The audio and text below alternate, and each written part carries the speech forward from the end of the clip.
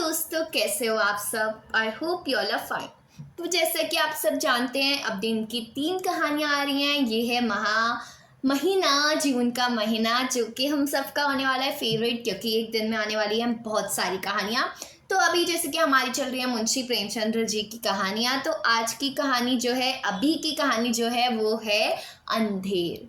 तो मुंशी प्रेमचंद्र जी कहते हैं, साठे में नाग पंचमी के दिन सभी जवान लड़कों ने अलग अलग रंगों की कुश्ती के कपड़े सिलवाए। ढोल नगाड़े बज रहे थे क्योंकि कुश्ती का मुकाबला होने वाला था।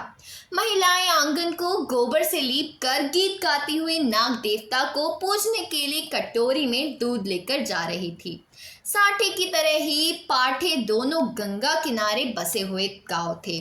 दोनों ही गांवों के बीच हमेशा से ही मुकाबले होते रहते थे। साठे के लोग को गर्व था कि उन्होंने कभी भी पाठे वालों को सिर उठाने नहीं दिया। ठीक उसी तरह पाठे वालों को इस बात का घमंड था कि उन्होंने कभी साठे वालों को किसी मुकाबले में जीतने नहीं दिया। पाठे वाले लोग हमेशा ये गाना गाते थे, साठे वाले हैं कायर, पाठे वाले हैं और हमेशा रहेंगे सरदार। वहीं साठे वाले गाते थे, हम हैं साठे हाथ वाले, जो रखते हैं 7 तलवार, पाठे वालों को हराने के लिए लिया है हमने अवतार। आपस के इस मुकाबले को साठे और पाठे के बच्चे अपने खून में ही लेकर पैदा होते थे। आपसी मुकाबलों को दर्शाने का सबसे अच्छा मौका नाग पंचमी ही होता था। इस दिन के लिए दोनों जगहों में साल भर त्योहार होते थे, तैयारियां होती थी। दोनों गांव में जाबाज कुंती के लिए अखाड़े पर उतरते थे। साठे वालों को गोपाल पर खूब गर्व था और पाठे वालों को बलदेव की ताकत पर। आज भी बलदेव और गोपाल मैदान पर उतरे थे। दोनों अपनी अपनी ताकत दिखा रहे थे।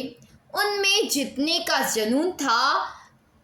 लोग भी उनके दाव पेंच देख रहे थे। तभी अचानक वहां खुशी की लहर दौड़ पड़ी।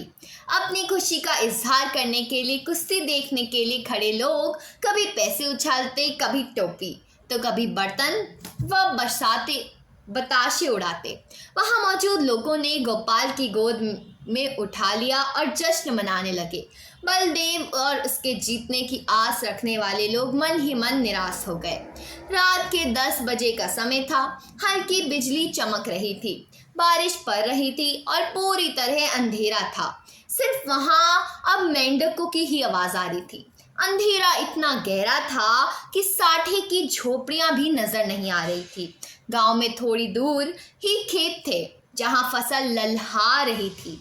वहां जंगली जानवरों की आवाज भी आती थी। इसके अलावा कोई दूसरी आवाज आती तो रोंगटे खड़े हो जाते थे। उस अंधेरे में आग की लपेटें ही सहारा होती थी। उस ललहाते खेत की रखवाली करने का जिम्मा हर रात को किसी ना किसी का होता था।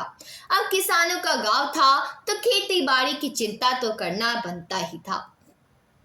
इस रात खेती की देखरेख का जिम्मा गोपाल का ही था। चारों तरफ काली अंधेरी रात थी।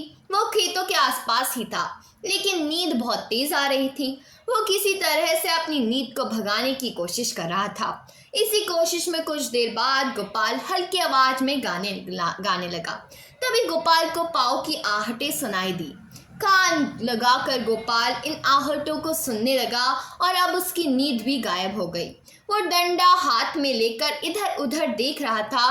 तभी उसके सिर पर किसी ने जोर से लाठी मार दी। वो नीचे गिरा और रात भर वहीं बेहोश पड़ा रहा। बेहोशी की हालत में भी उस पर कई बार वार किए गए। उस पर वार करने वालों को लगा कि वो मर गया है, लेकिन ऐसा नहीं था। हमला करने वाले पाठे के लोग थे, जिन्होंने अंधेरे में अपनी हार का इस तरह से बदला लिया था। गोपाल ना तो पढ़ा लिखा था और ना ही तेज दिमाग वाला, बस उसका शरीर 6 फुट का था और आवाज काफी भारी। मन में ऐसा निडर कि शेर की दहाड़ से भी ना डरे। आज वो चोट खाए हुए अपने घर में बिस्तर में लेटा हुआ था।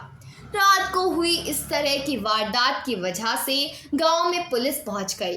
गांव में पुलिस को देखकर कुछ लोग डर गए तो कुछ रोने धोने लगे। गोपाल ने अपने साथ जो भी हुआ रिपोर्ट में लिखवा दिया। दरोगा ऐसा था कि बिना गाली के उसके मुंह से एक बात नहीं निकलती थी। वो मुखिया से सवाल जवाब करने लगा। मुखिया ने दरोगा से कहा, मुझे माफ़ी दे दीजिए। दरोगा ने पूछा कि अगर मुझे इसी तरह से तुम्हें माफ़ करना होता तो मैं यहाँ क्यों आता। मुखिया चुपचाप गोपाल की पत्नी गौरा के पास पहुंचा।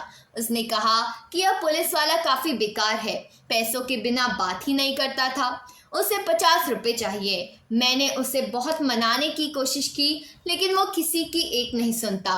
गौरा ने मुखिया से कहा कि पैसों की क्या बात है, बस हमारे पति की जान बच जाए, जान से बढ़कर और कुछ नहीं होता, आज के लिए ही तो कमाया है।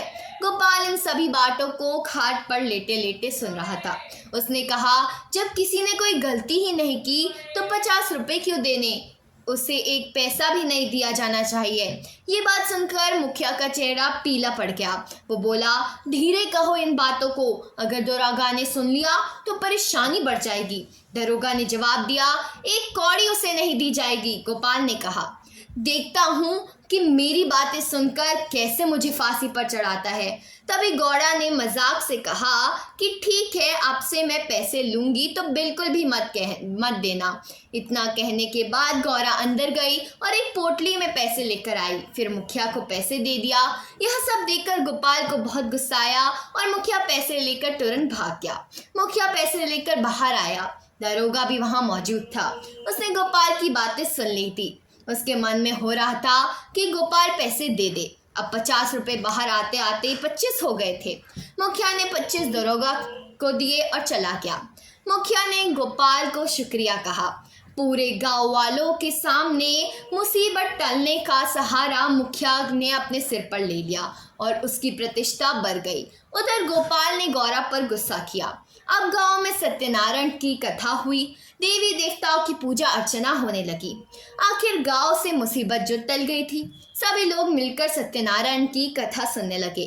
गोपाल भी चादर ओढ़कर कथा सुनने लगा। वहां गांव के कई प्रतिष्ठित लोग भी मौजूद थे। पटवारी ने गोपाल से कहा कि सत्यनारायण की वजह से ही तुम पर किस तरह की आंच नहीं आई। गोपाल ने अंगड़ाई लेते हुए कहा कि सत्यनारायण की महिमा का तो पता नहीं, लेकिन यह अंधेर जरूर है। तो दोस्तों, कहानी से सीख मिलती है, मुसीबत पड़ने पर दिमाग से काम लेना चाहिए, यूं ही किसी पर भी भरोसा नहीं करना चाहिए। तो दोस्तों, आज की कहानी यही थी। पसंद आई हो तो वीडियो को लाइक करना, चैनल को सब्सक्राइब करना। मिलते हैं अगली कहानी में। अभी तक के लिए इतना ही। अभी के लिए बाय बाय।